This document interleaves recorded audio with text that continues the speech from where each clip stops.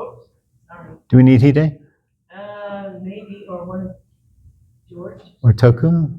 Or George? Or Ken? There's a button in the middle. Right there. If you're open with Google Slides, that's right. That's probably a good. It's not a Google slide though, is it? No, it's not. No, it's a PowerPoint. But you can open it with, Okay, Unless there's something special going on, it okay. should work. yeah. There it goes. Look at that. Yay.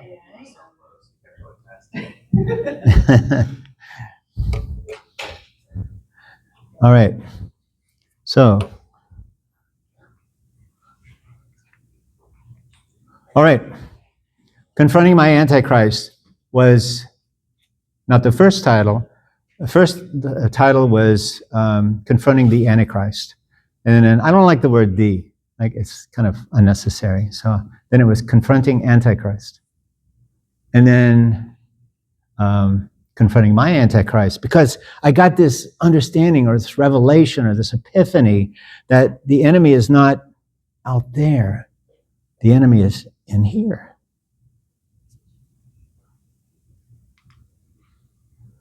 Okay, what do we got here? President Lee, Holy Mother Han, and former President Yoon. And I tried to get Mother in the middle, but my computer would not cooperate. So who is responsible for incarcerating Holy Mother Han and threatening the existence of the Unification Church? All signs point to a politically motivated attack from South Korean President Jae-Myung Lee. But we don't hate President Lee because Jesus taught us that we must love our enemies. Who is Jae-Myung Lee? He grew up in a very poor farming family in Andong, South Korea. Remember that for the test, Andong. He dropped out of school to work in a factory at 14, I think, but an accident left him disabled. So what did he do? He went back to school and got a law degree. You guys already know this stuff? Or? He worked as a civil rights and a labor lawyer, and he fought to get a new hospital built in an impoverished industrial city of Seongnam, a slum. It's a city which was created to get the factories out of Seoul, right? So, not a great place to live. But he got a hospital built there. Later, he got into politics. He survived an assassination attempt, which left him scarred for life, and he joined the left-leaning Democratic Party of Korea. And he made headlines when former President Yoon declared martial law by scaling a fence to get around military troops guarding the National Assembly building and live streaming the event, which led to the impeachment of President Yoon. President Yoon was a friend of the Unification Church. Lee's motto was suppressing the strong, helping the weak. And as president, he has moved away from traditional ally America and tried to strengthen relationships with China and ease tensions with North Korea. Christian churches accused him of being an enemy of Christianity, and he said, "Am I a fake Protestant?" Well, he might be, because he made the same mistakes as the Marxists have made by inciting class warfare. Now, I never studied VOC, Victory Over Communism, so those of you who know VOC thought can probably clarify or make sure I got that right. Sure. Was pointing at the wrong thing. Now I'd like to introduce Ji-hyun Park, a refugee from North Korea. Ji-hyun Park is a British Korean woman living in England, and she's a conservative columnist. And she wrote a column recently about President Lee's actions. She escaped from North Korea twice, The first time she was captured and repatriated to North Korea. I'm sure they treated her nicely. And the second time she successfully escaped. Recently, in an editorial, she confronted the Antichrist. She complained that President Lee pierced the hearts of refugees by betraying them. On the third anniversary of North Korean Escapees Day, and that's an actual holiday in South Korea, signed into law by former President Yoon. Lee refused to say the word escapee. Instead, he used the word Bokyoungmin. Teresa, is that proper Korean? Bokyoungmin? What does that mean?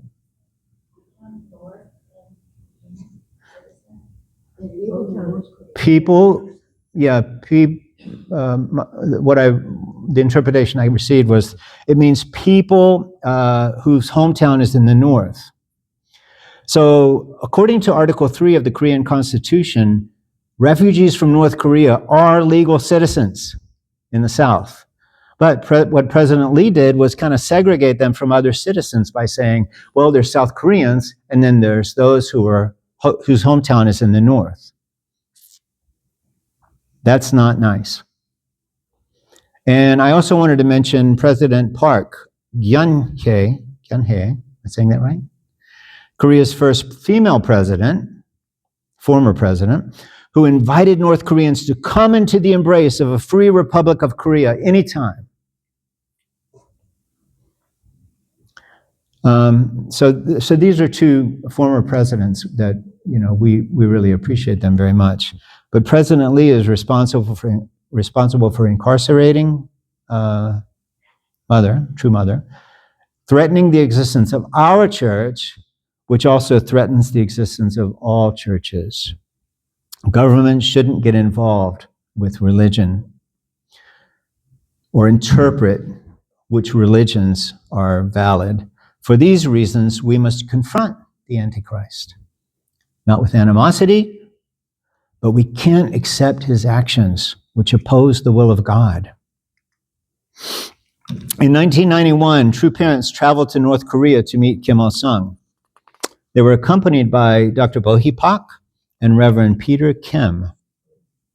And Peter Kim talks about this in his book. While father and mother were treated with respect, Dr. Pak and Peter Kim were threatened by the guards, who threatened to disappear them and assured them they would never leave North Korea. But father confronted the Antichrist. He said to his hosts, Kim Il-sung's Juche ideology can't unify North and South. Only Godism and headwing thought can bring Korea together. When Reverend Moon spoke in Pyongyang, Peter Kim says his words were shooting from his eyes like laser beams as he banged the table and saliva flew from his mouth across the table. At that moment, Dr. Pak passed a note under the table to Peter Kim. And the note said, "We are finished." But true parents came to North Korea to confront the Antichrist, even at the cost of their lives. And he was showing us what we also must do. And as we know, they made it back and they made a big impact. St. Paul confronted the Antichrist.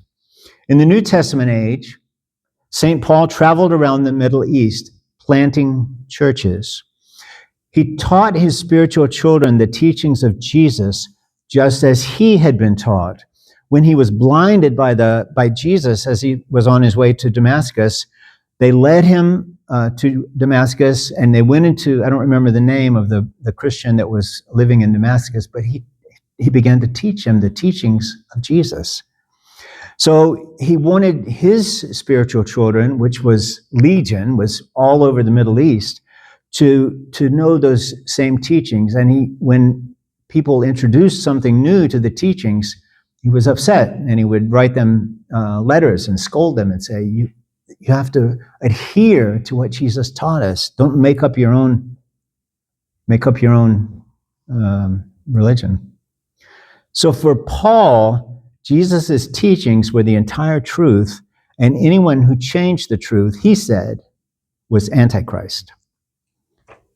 And we can also compare that to true parents who gave us many words of truth to make clear that we know what it means, and it's inside of us. I believe Father's words are inside of us, and Mother's words are inside of us, and they will guide us.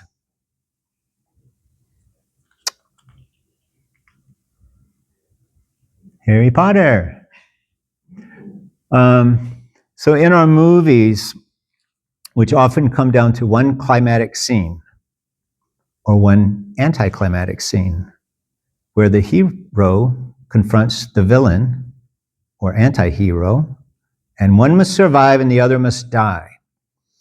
Remember Harry Potter using his wand like a gun? Pow, pow, pow, pow, shoot at he who must not be named? But Jesus, in a final climatic scene, chose death, offering forgiveness and love to he who must not be named, the Antichrist. In the book of Revelations, it says that the woman clothed with the sun and the moon under her feet, does that sound familiar? Will bear a male child who is to rule over all the nations with a rod of iron. The rod of iron means the truth. It doesn't mean a gun. Abel can't just shoot Cain. It was never going to be that easy or simple. Since the fall, my wife told me this, explained this to me, Cain has been crying out through history to be loved. But without human beings, God can't embrace Cain. And Father said, when Cain and Abel stand in front of God, embracing and crying tears, then God's broken heart can be healed.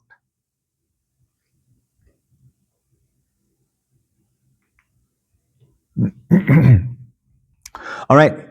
Paul wrote in his second chapter of his letter to the Thessalonians, he said, 3 things must happen. First, the rebellion must happen. Then the Antichrist must come. And then the Lord will return. Jesus will come back. So my interpretation of that is that in 1917, the October Revolution brought communism to the world. In 1929, Stalin became the dictator of the Soviet Union. And in 1936, Father was given his mission by Jesus. But the Bible also says there are many antichrists. Stalin, Lenin, Mao Zedong, Marxism, communism. The Antichrist is the one who denies God.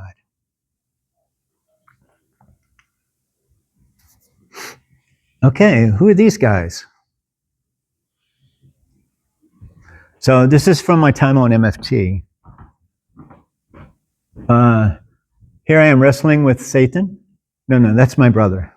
That's my brother. We were wrestling. Here's putting the tent back in the bag, right? We used to fundraise all day and camp out at night. This is me on God's Day 1979. And it's hard to see in this picture, but I have a lightning scar on my forehead. I'd been beaten up just a few days before God's Day. I was out selling flowers, and these 2 guys, I wouldn't give his girlfriend a free rose or something. I should have just given her, here, take it. But I was being a jerk, and so I got beat up, and then. So after I graduated from MFT, I was given the opportunity to go to Japan to witness. And she did translating for me, and she also had a car, so she was driving me around. And I went one day to have lunch with my sister's, my wife's sister, okay? So she was translating, and I had lunch with my wife's sister, and I was telling her about life on the MFT, and then I said, sometimes we have to fight with the communists. And my translator said, do you really want to say that? Are you sure you want to say that? my wife's older sister's name is Kazuko. She's very sweet. She's very nice. So this older Japanese sister had a deeper faith. I was young, I was brash, I was self-righteous. And so I got a lot of things wrong in those days. So so I said, okay, let's don't say that, because first of all, it's not true. I got beat up because I was being a jerk, but not because I was fighting communists. That's not what I was doing. Secondly, we are called to love people, not to impress them with our exploits. And third, maybe Kazuko can't relate with the idea of fighting communists. So it was my Antichrist is arrogance and some other things as well. But what we want to share with people about our life is that we traded this pursuit of material things for a life of purpose and fulfillment. The Bible and the divine principle can be life-changing when we see them exemplified in somebody's life changed. We can't stand in front of God proud of our position, our accomplishments, our striving, and expecting some sort of reward. You may imagine a ledger with all our sins on one book, and another ledger with all our good deeds, and desperately hoping and praying that the second ledger outweighs the first one. But it doesn't work like that, because we go before God as children and prodigal children, returning home. St. Paul said that God's grace is freely given, and he knew that because no amount of good deeds could make up for the terrible crimes he had committed.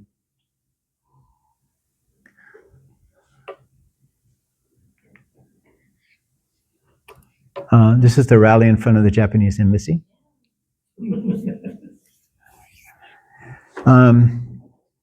So when I met the Unification Church, I had a life-changing conversion experience. In Japan, they call that brainwashing because they don't have any explanation for it. Without God, it doesn't make sense that one day someone is a homeless, alcoholic, dirty, purposeless person, and the next day he gives his life to God. How do you explain that? It's so profound that it scares the government. No government can control that kind of passion or defeat an army that doesn't fear death. No ideology can compete with faith in a loving heavenly parent. We are invincible, fearless, and we will live forever.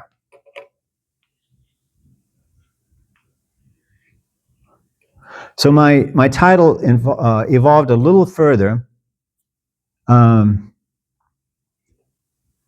because another way of saying confronting my Antichrist is to say embracing God, embracing Christ in me. That's better. That's a better title, right? But I think that confronting the Antichrist, it makes people wonder, what's he going to talk about? Jesus' filial piety to God never changed from the time he was chosen until the crucifixion. But something was missing, and that's why he promised to return to welcome in the glorious age of true families. Our heart to God, forged in the fire of endless persecution and ongoing trials, remains true, doesn't it? Doesn't it? We stand beside true parents during this tumultuous time, holding on to one another as we cry out, Satan, get behind me.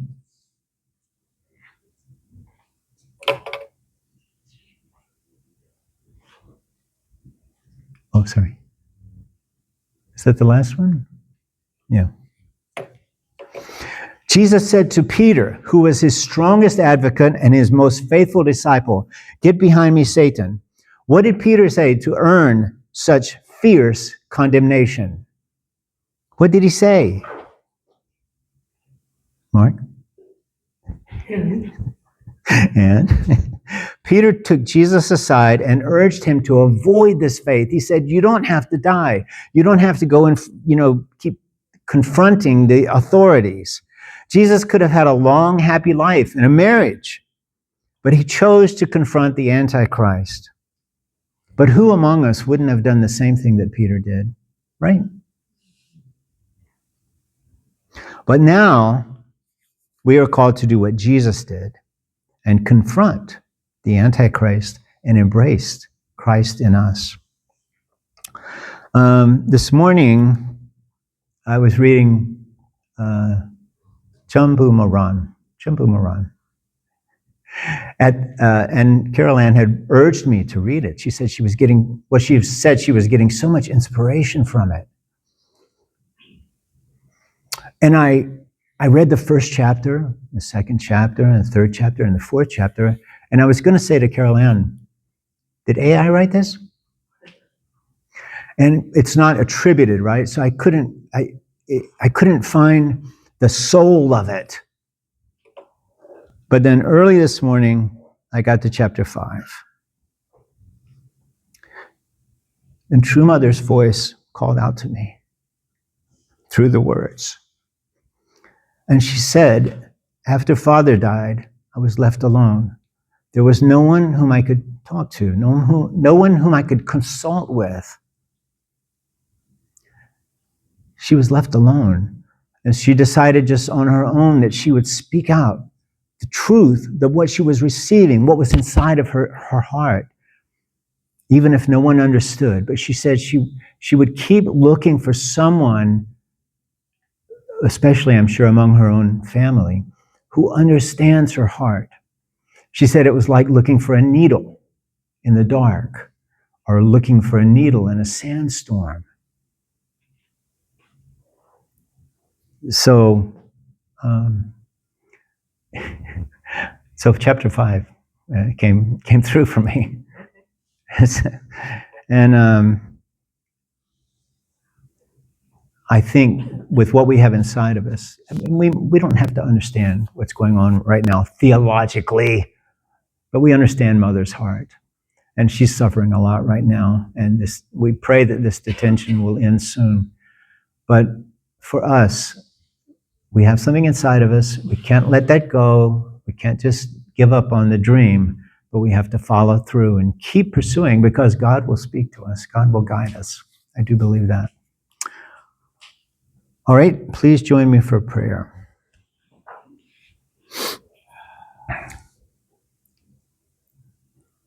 Dear Heavenly Parent, this morning we have been looking at and studying and trying to understand what's going on in our world.